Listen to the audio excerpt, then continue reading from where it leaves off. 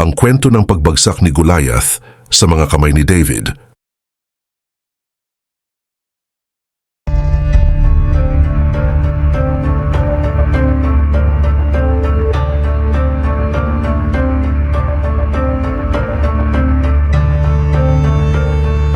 Ang kwento ng laban ni David at Goliath mula sa aklat ni Samuel ay isa sa pinakasikat na mga kwento sa Biblia. Hindi lamang ito nagpapakita ng isa sa pinakamalaking halimbawa ng kabayanihan sa banal na kasulatan, kundi pati na rin isang kwento na pwede nating mailapat sa ating sariling buhay.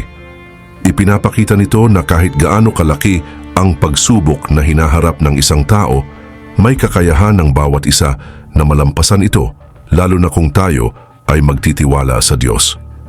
Sa isang digmaan, kung saan lakas ang tanging sandata, sino ang mag-aakalang isang binatang pastol ang haharap sa isang higanteng mandirigma? Sa isang panig, isang dambuhalang sundalo na kinatatakutan ng lahat na nagngangalang Goliath, may baluting bakal at sandatang kayang pumuksa ng hukbo. Sa kabila, isang batang walang kasanayan sa digmaan, armado lamang ng pananampalataya at isang pangkaraniwang tirador. Ngunit sa labanang ito, hindi sukat ng katawan ang naging batayan ng tagumpay, kundi ang tapang, tiwala at ang kamay ng Diyos na gumagabay.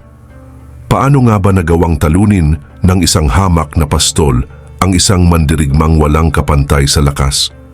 Halika at sama-sama nating tuklasin ang isa sa pinakadakilang kwento ng pananampalataya at himala sa kasaysayan, ang laban ni David at Goliath.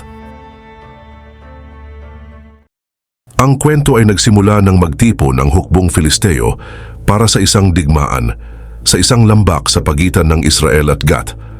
Ang mga Filisteo ay matagal ng kaaway ng mga Israelita at sila'y naglilingkod sa mga Diyos na hindi kagalang-galang, samantalang ang mga Israelita naman, sa ilalim ng pamumuno ni Haring Saul, ay naglilingkod sa Diyos ng Israel. Si Haring Saul ay isang mataas at malakas na lalaki at siya'y tinuturing na pinakamataas sa buong Israel. Ngunit sa kabila ng kanyang taas, may isa pang lalaki na mas matangkad pa sa kanya na nagngangalang Goliath. Isang dambuhalang tao na ayon sa mga kwento ay may taas na siyam na talampakan at isang tunay na halimaw. Siya ay naglalakad patungo sa kampo ng Israel, suot ang kasing tibay ng bakal na kasuotan at dala ang isang sibat na kasing tangkad ng isang ordinaryong tao. Sa aklat ni Samuel, 17 kabanata, 4 na berso, isang pangunahing mandirigma ang lumabas mula sa kampo ng mga Filisteo. Ang pangalan niya ay Goliath at siya'y mula sa lungsod ng Gath. Ang kanyang taas ay halos 3 metro. Hinamon niya ang mga Israelita na makipaglaban sa kanya. Sa loob ng 40 araw, araw-araw ay nang-aalipusta si Goliath sa mga Israelita.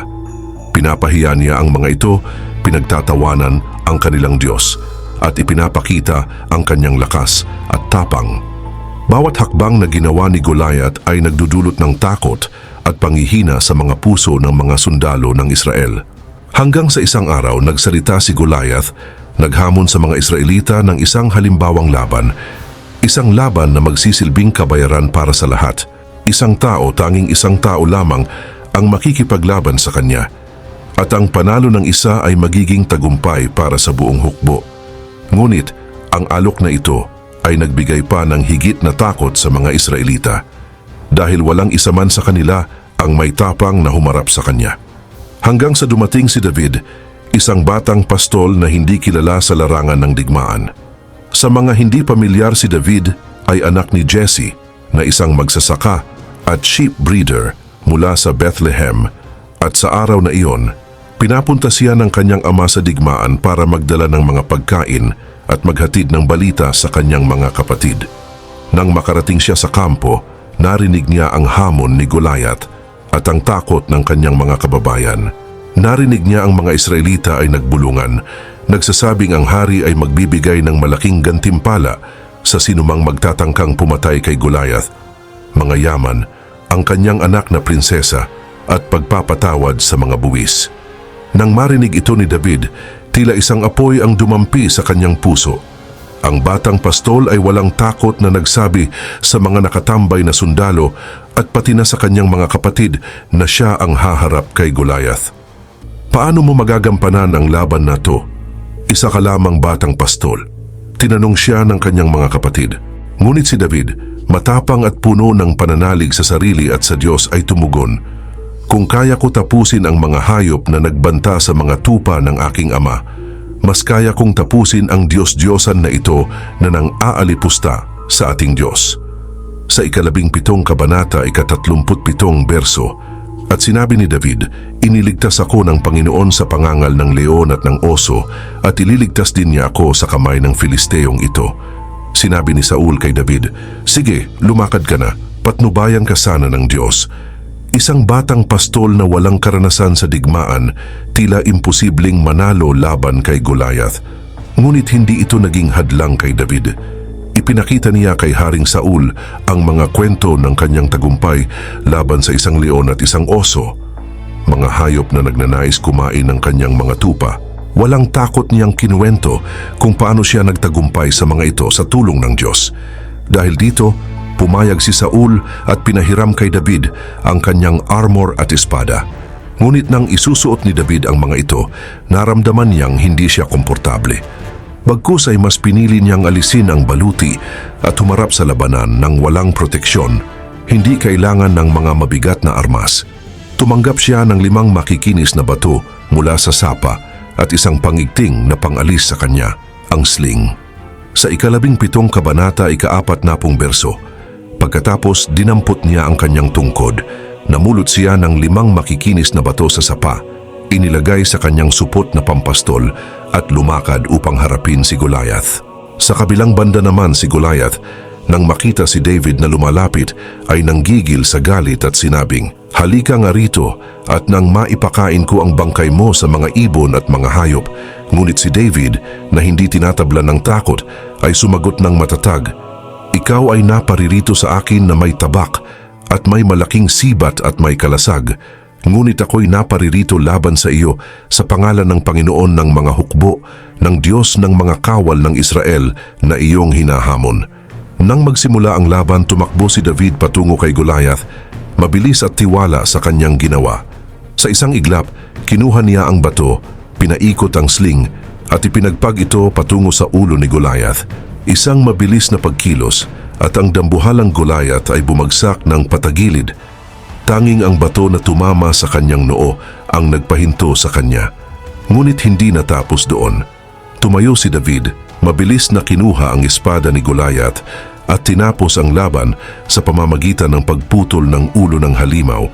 Sa 17 kabanata, 51 berso, nang magkagayoy tumakbo si David at tinunghan ang Filisteo at kinuha ang kaniyang tabak at binunot sa kaniyang kaluban at pinatay siya at ipinagpugot ng kaniyang ulo.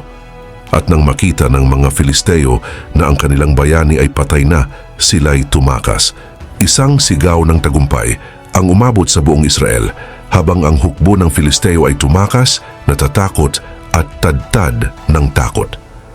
Ang kwento ng David at Goliath ay hindi lamang isang kwento ng kabayanihan. Isa itong aral ng pananampalataya at tapang. Pinapakita nito na sa harap ng pinakamalalaking pagsubok, kapag may pananalig sa sarili at sa Diyos, walang imposibleng laban. Ang kwento ni David ay nagsisilbing inspirasyon sa mga hindi sumusuko at nagpapaalala sa atin na ang bawat isa ay may kakayahang magtagumpay, kahit na ang kaaway ay kasing laki ni Goliath o mas malaki pa. At sa pagbagsak ng higanteng si Goliath, isang katahimikan ang bumalot sa lambak ng Ela. Isang binatilyong pastol, walang espada, walang sandata, walang kasuotan ng isang mandirigma, ang tumalo sa pinakamalakas na mandirigma ng mga Filisteo. Hindi dahil sa lakas ng kanyang bisig, hindi dahil sa bigat ng kanyang sandata, kundi dahil sa tibay ng kanyang pananalig at tapang ng kanyang puso. Sa kanyang tagumpay, napatunayan ni David ang isang dakilang katotohanan. Hindi ang laki ng kalaban ang nagtatakda ng kapalaran, kundi ang laki ng pananalig sa Diyos at sa sarili. At sa araw na iyon, hindi lamang isang higante ang bumagsak sa lupa. Kasabay nito, Bumagsak din ang takot ng Israel, ang kanilang pagdududa sa sarili, at ang maling paniniwala na sila ay mahina. Sa araw ding iyon, isinilang ang isang bagong uri ng mandirigma, hindi isang taong bihasa sa digmaan, kundi isang taong bihasa sa pananampalataya.